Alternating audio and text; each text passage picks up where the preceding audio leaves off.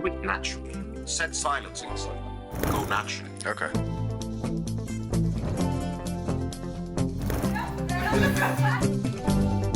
This is the real deal. Our guest today is a public policy expert. He is the ex-managing director of the Royal Film Commission of Jordan. He was the president of the International Association of Film Commissioners. He's also a physical production executive and is truly one of the pioneers of our industry. George, it's great to have you here today. It's a pleasure to be here. Really a pleasure. Thank you. Thank you for inviting me. And I think it's really fitting, actually, that you're our first guest, George. I mean, Thank you. I meant what I said. You really are one of the pioneers in this industry. You know, you started bringing international productions to this region way before it became a real thing. Just tell us where it all started for you. Well, actually, it started in the region. It's a great story that I love to retell time and time again. I had just decided to take a year off college, and because I wanted to pursue a film career. I hadn't gone to film school yet, and I was in Jordan, and we find out there wasn't social media back then. I'm not going to give you the year, then you'll know my age. There was a big movie being filmed, and I said to myself, I want to work on that movie. I did everything I can to get in touch with them. They were filming in Petra. They were filming in this brand new hotel at the time. It's called the Movenpick. So it was in the papers, and I called the hotel. I called people. I had friends and family call. In the end, I said, you know what? There were stars. One of the stars was Mickey Rooney, who's, a legend. He was in the movie. It was called Sinbad and the Battle of Dark Night. So I said, so I called the hotel and I said, can I speak to the producer? He goes, without a name, I can't connect you. So I hang up frustrated and I said, you know what? I do have a name. Picked up the phone. I go, hi, can I please speak to Mr. Mickey Rooney? I never expected. Yeah. He goes, sure. Hello. Oh, wow. And I tell him, Mr. Rooney, I'm sorry to bother you, but I really want to work on this show. I've never worked on film, but I'm willing to work for free. I want to do this. He goes, you know what? Someone will call you. And someone called me within the hour, and that was my first film job. That's amazing. Yeah. And so what was the first major film to come to Jordan? Because there were before then, right? The first major film was Lawrence of Arabia. And that really set the high standard in all the ways, in terms of the mesmerizing locations. It's all about, we can do it, It's all about, it's tried and tested. If it's tried and tested, then, and that was in the 60s, But obviously in the 60s, you didn't have a talent pool in Jordan, right? I mean, you didn't have a crew base, you didn't have, it was the locations that you were selling pretty much. The army was key. The army, because they filmed back in the desert, they needed the army. The army actually, also at the time, I think they were extras. So I wasn't there back then. I'm not that old. Right. But that was, that's always for us, and even for directors that used to come to Jordan, that was what they looked up to, basically. They would ask to go to visit where David Lean filmed all these locations just so that they see them. And then it went on and on. There was other ones before the Film Commission. But really, when the Film Commission was launched, that's when, the influx of production started occurring. People knew that there was a government official body that would support, that would provide the service that they can rely on. Yeah. And I'm guessing the government made that decision because they recognized that there was a sustainable industry here to be created, right? Yeah. It was actually the king, vision. And I'm not just saying that. It was at that movie I told you about. Yeah. He wasn't king back then, but he had told us, he came visit the set, and he said, I want to create an entity that would really support bringing more films like this. This was in 96. Right. The Film Commission was established a little less than 10 years later, but yeah. And you were there from the beginning of the... I was there from the second year, right, basically, yeah. And so what happened during your sort of period at the Film Commission? What did Jordan witness? What did it see? What did it do for the industry? What did it do for the local economy? Yeah. I mean, economic impact, basically. That's, from a government perspective, that's the first thing we look at. Economic impact. I mean, the last year, the film industry brought in to the country over $120 million. Jobs, you're talking an average of 4,000 full-time equivalent jobs created, which is huge for a country like Jordan. Publicity, cultural publicity, touristic publicity. So yeah, and at the Film Commission, and they still do. They work on other fronts. They work on training. They work on screening, culture. They have a film fund. Right. So it's a full package basically. And with hindsight being 2020, is there anything you would have done differently? Is there anything you think you missed out on during that time? Perhaps, I mean, I think this is something that I've noticed in the region. There has to be a balance between working on the location side, the international film side, but also on advancing the local and regional industry. Right. And that's really, we did a lot of work on that, especially in the region with training, but perhaps maybe we could have lobbied more for a bit bigger film fund, for example. Right. We had a film fund. And at the time, there was no other film commissions in the region. Is that right? There was Abu Dhabi a couple of years after us. Wazazat was launched also in Morocco. Right. Dubai has been around for a while also. Yeah. But how come we haven't seen the sort of the momentum or the growth with those film commissions? I mean, surely if you're attracting big productions, if there's a lot of money being spent, if there's jobs being created, how come it didn't get bigger? Or is this just a natural life cycle? Does it take this long for us to kind of really establish a robust film industry? Yeah. I mean, you mean bigger in terms of more films coming to the region, or Well, bigger in terms of more local content? Both. I would imagine the objective is to kind of encourage the local market, right? Yes. So how come we don't have more of a crew base? How come we don't have more talent in this field? How come we don't have more Arabic content, language films being produced? I mean, we're still behind on the world stage. Yeah. My personal opinion about the content, and this is based on years of working with artists more from a development side, because we had development programs, and even now I'm involved with. Yeah. And maybe perhaps my opinion is more focused on Jordan because I've spent 14 years in Jordan. Yeah. Right. So I mean, and this is based on some of the great novels and plays of the ancient Greece, Shakespeare are not covered. Right. How can you write drama if you haven't covered the greats? And that's not, and that's to add to that also, there's no film education. Right. You have to watch again the greats. You have to be able to study and see why they made this decision on this certain shot, why the lighting was like this. So I think the education is, and again, I know it applies to other places too in the region, but mostly it's in Jordan, that. And then you have also the format. We've been used to the 40 episode, 45-minute, the Ramadan Yes. format. So when you come to write something shorter, it's that's not to say we haven't had some great films come out, but more from the art house side. I think you've had Paradise Now, you had Nadine Labaki's films, you had Anne-Marie Jasser's films. I mean, we've had films of substance, but in terms of reaching a wider audience, especially through the streamers, I think that is for decades the only funding that was available for Arabic filmmakers was from national funds from Europe. Their objective was to get these films in festivals and Yes. a niche art house audience, not the mass. More about the craft than it is about the commercial viability of it. Exactly. Right. Exactly. Now we're seeing that change now, and I think that will happen. More streamers that are willing to make it happen. Expats all over the world. I mean, I lived as an expat for 10 years in LA, and people were glued to, at that time, it was satellite. Yeah. They would get the Arabic satellite, and that's all they'd watch. So there is a market. That's not to say the rest of the population. I think it hit now 500 million. That's considerable. In around 15 years ago, Disney opened a division for local language content. It was the first of its kind. Some people thought, what are these guys doing? Yeah. Unfortunately, it didn't take off, but they identified 3 languages in order of Mandarin, Hindi, sorry, and Arabic, in that order, as the languages that they should pursue. And they did movies, Disney movies. They did actually one Arabic language movie. Okay. But then it was too early. Right. It was very early. And you think things are different now? You think now is the time for Arabic content? I mean, we're always sort of, going out there and speaking on panels and giving interviews and talking about how now is the time for Arabic content. Do you really believe now is the time? I think so. And not to use a cliche example, but it is a great example, the South Korean industry.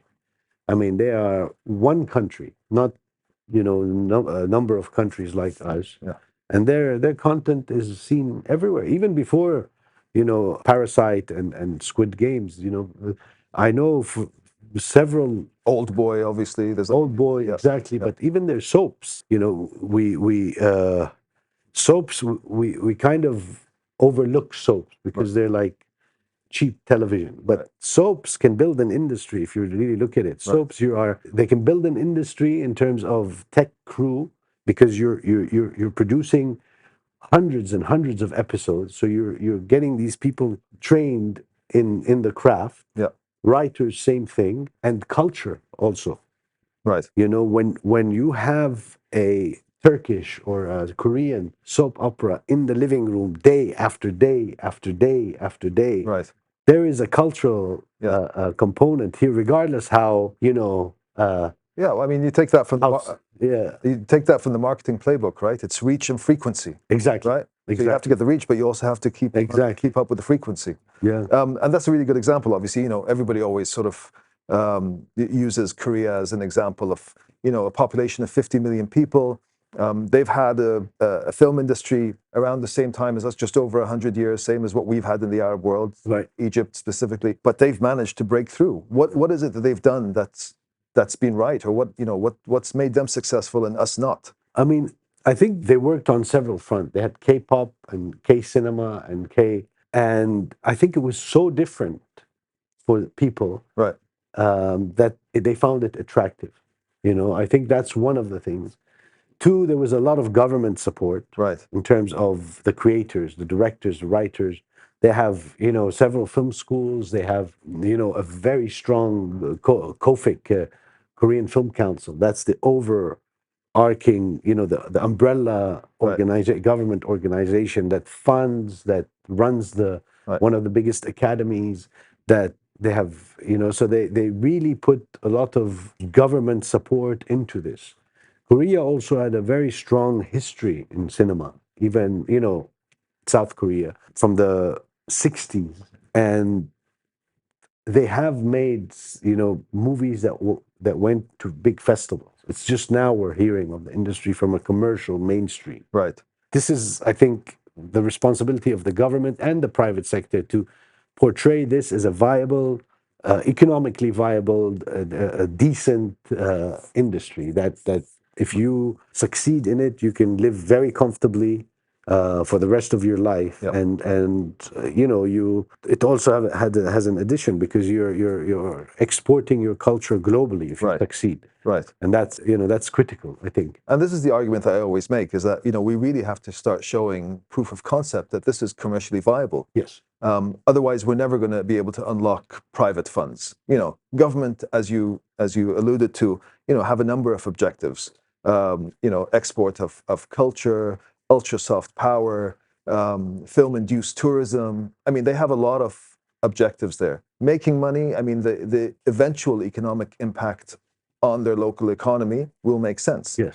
But for the private sector to come in and start putting in millions, and the example I always use is, you in the GCC, for example, you go to an investor and say, I want $100 million to build a skyscraper. Here you go, here's a check. But I want $2 million to shoot a feature film. No, because there's no proof of concept. We haven't shown how we can make money and make profit That's a very good from point. film. Yeah, yeah. And we really need to start doing that now. As you pointed out, we have Jordan, we have Abu Dhabi. I think we have 3 film commissions in Saudi Arabia. There's one official one, and film organizations Yeah.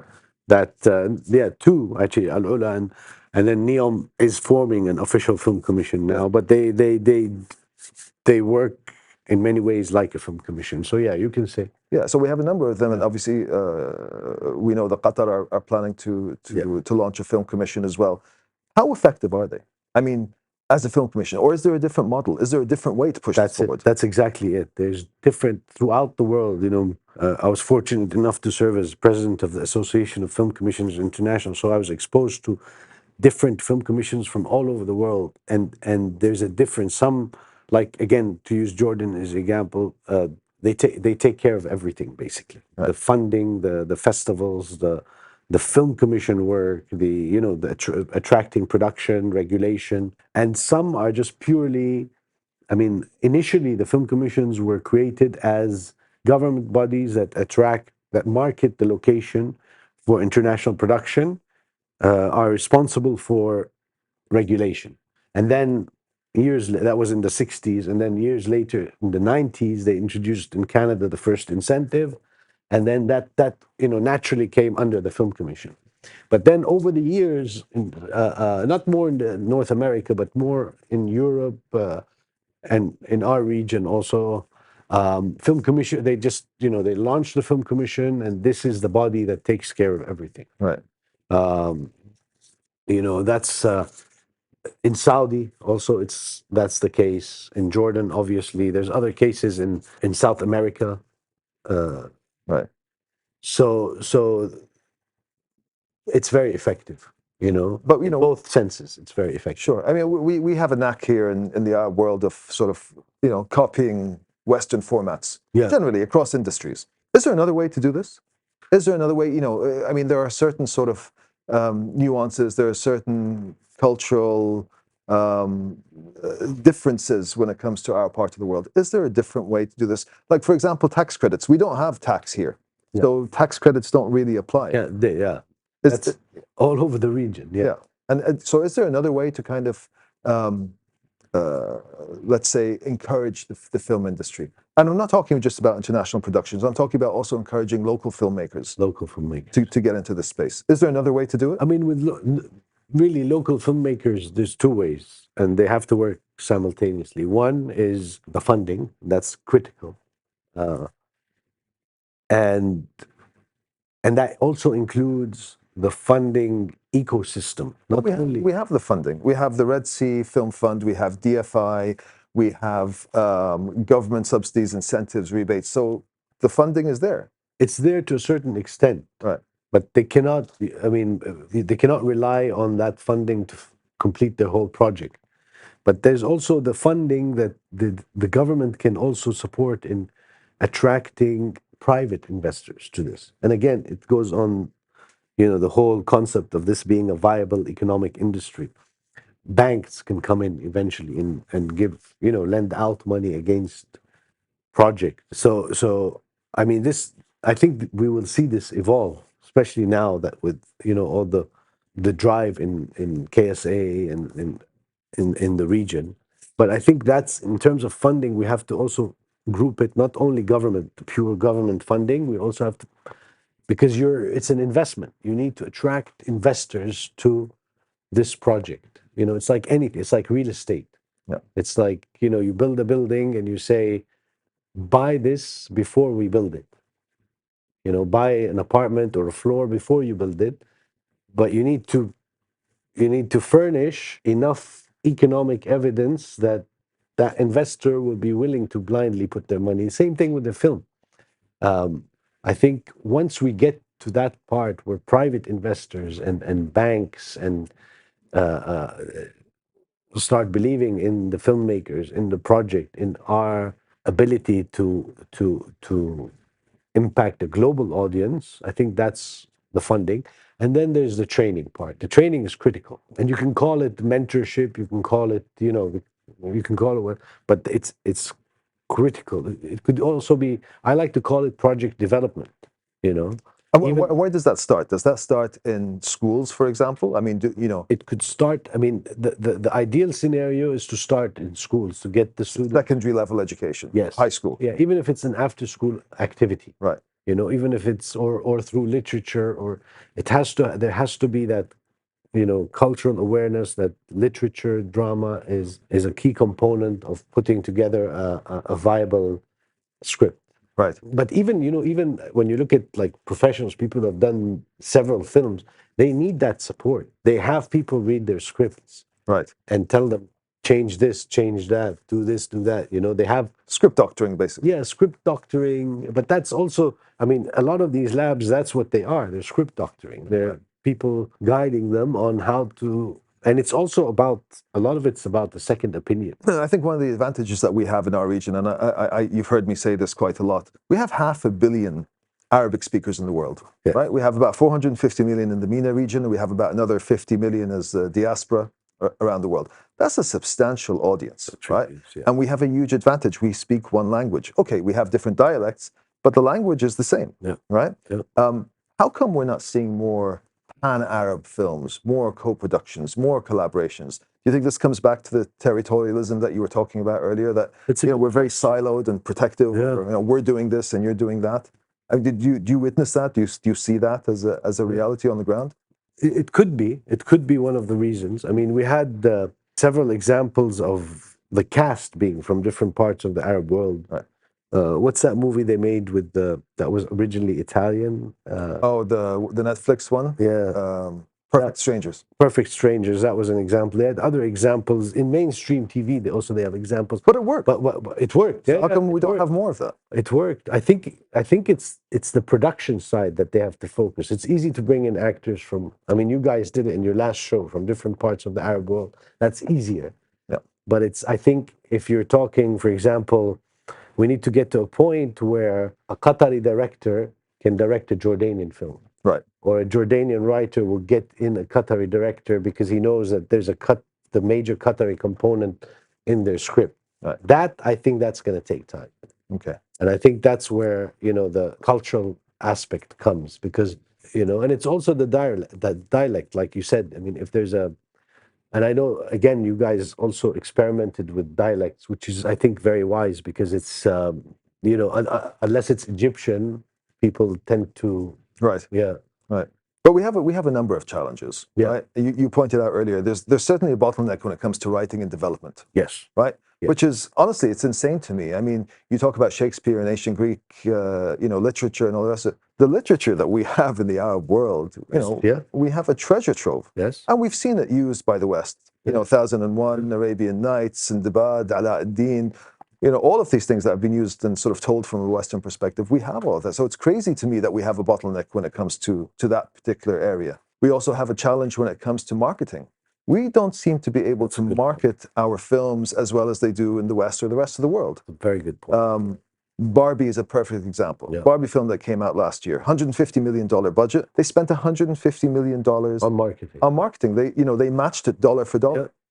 Yeah. Here, we're lucky if we see 10% of the production budget being spent on marketing. So that's another major challenge. Very good point, yeah. We don't seem to be doing that properly either. Product placement. The James Bond films with Aston Martin and Omega and, all of these examples that we see. We haven't really seen that done properly in our part of the world either. Right. And, you talk to any marketeer and you say, well, you have an audience of 500 million people. They'll bite your hand off for that. That's true. Right? But we haven't seen that. So we have a number of challenges there that I think we need to overcome. And, you pointed out to what we're doing in our sort of filmmaking world. We're really trying to show proofs of concept for each of those. Exactly. To be able to show, look, if you do it like this, this works and it's successful. And I would like to see more of that, to be honest with you, from filmmakers. But I'd love to see more collaboration. I want to see more, co-productions. My dream is to see a pan-Arab fund where we have a fund just focusing on pan-Arab films with the ability to travel. Yeah. Because that's coming. I mean, the race is on right now for the breakthrough Arabic film or Arabic TV series, our Parasite or our Squid Game. Exactly. Right? And everybody's racing to try to do that. But I think if we're working in silos, it's going to be a lot more difficult for us to achieve that. We have to work together to do that. 100%. And so on that point, when do you think we're going to see that coming? When do you actually think we're going to see an Arabic film that's going to be premiering at sort of Leicester Square or at the Oscars? Or I mean, judging by how these films become, again, choose Squid Games as an example, a phenomenon. So they become phenomenon. Yeah. It could be any time. It could be just the right script, the right actors, the right director, and it could be any time. I think to answer your question in another way, we are there.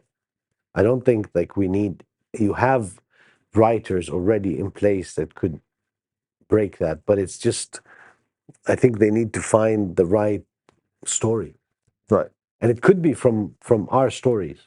It could be. I mean, like you said, Hollywood has been doing it for years. Yeah. And have been making millions of dollars for years back, even in the silent era. They had Sinbad back then. That's They right. had, and it's always been not, it's not the way we want to portray ourselves, but No, it's the our Orientalist stories, view. Obviously, we yeah. want to tell it from our But perspective. but Sure. the core of the stories were always attractive, even back then when Hollywood was created. So can you imagine what we can do with it? Yeah. That's another thing, is how do we harness these stories? How do we find the right stories and know how to tell them also? Right. And I mean, you talk about stories. I mean, I really mean this. We have a treasure trove, truly, not just with literature. I mean, I used to love watching more war movies in the 80s, the Vietnam War movies, Yeah. right? I mean, God knows we have enough conflict and wars in this part of the world. Yeah. Where are all our war stories Yeah. from our perspective? It's not just historical, but there's contemporary stories that can be told that I think have universal appeals. Exactly. And thankfully, the likes of Netflix and the other streamers have really sort of broken down the language barriers when it comes to consuming content. Yeah. It doesn't matter what language, if it's done properly, people will watch it, and they're happy to watch it with subtitles. Yeah. So that's no longer a challenge or no longer an excuse for us, really. Okay. Well, I mean, that's another very good point. I mean, we're relying on a very narrow audience, right? Yes, we have a primary audience of what we talked about, the 500 million Arabic speakers. But our secondary audience, I mean, we haven't unlocked China, we haven't unlocked India, we haven't unlocked Indonesia, Malaysia. And these are countries that are much closer to us in terms of cultural value, right? Than, let's say, Western content, for example. How come we haven't broken through into those markets? That's a very good. I think we do have one president, which was Nadine Lebaki's who done very well in China. But that was just a one-off, like a one-hit wonder. How come that hasn't been followed up? Yeah. That's a good point. That's a very good point. China, India, yeah. Do you know why that hasn't happened? Why there hasn't been more of that? Do we have a distribution problem? We don't have a distribution problem. We have a lack of distribution companies, basically, that are in the region. I think there should be more local distribution companies. A lot of filmmakers tend to distribute their own work. I've seen that happen. Right. So they don't have the contacts. They don't have the right. I think there's no. There's no. Also, when it comes to China, there's not enough presence in the Asian market. And I know this because I worked very closely with the Busan Film Festival. Right. And I would always tell them, why aren't there Arabic projects? Whether in your market, whether in your development, whatever platform.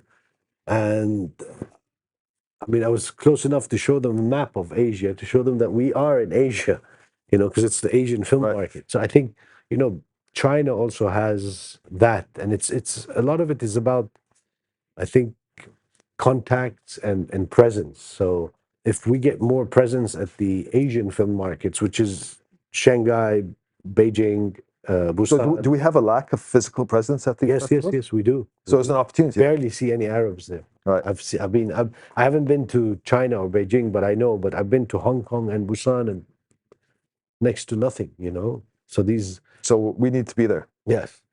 Where do you think we're getting it right today? Like, what content is out there, Arabic language content, that's got it right, in your opinion? Whether it be in cinema or in streamers or wherever. I mean, there have been some success stories, like Nadine Lebaki's films, of course. Yeah. All of them were successful. Hani Abu As'ad's films, Marie Jasser. I mean, to quote a famous book, Real Bad Arabs, Real, R-E-E-L, like your show. Yes. Very clever play on words, yes. By Shaheen. Since the birth of Hollywood, we've been portrayed in a negative form for most cases. But that's done on purpose. That's done on purpose. Yeah. I mean, we're portrayed as being negative. It's purposeful. It's not something that's just happened. Yeah, I mean, it's not only us. It's many other minorities. But back to us as Arabs, yes, we have been portrayed in a negative manner, either as, as terrorists or as, rich sheikhs in the desert. Yeah. So all the more reason for us to take control of this narrative. Our narrative, our stories, our values, our history, our culture. portray that through this medium, this very powerful medium. So on that point, what are there any projects out there, production out there that have done that, you think? Recently, I'm talking about the last few years. Yes, there's some films the Iraq War, for example. I'm not using it because you're Iraqi example. I was involved in several U.S. Iraq films. Yeah. Because they were shot in Jordan. Yeah. Again, I mean, not to the extreme, not to a very negative extreme, but the portrayal of Arabs and Muslims wasn't the way we would portray it. George, thank you. It's been a wonderful conversation. It's my pleasure. And I'm very glad that you are first guest on this show. Thank you. It's my pleasure. And thank you for having me. Yeah. Thank you.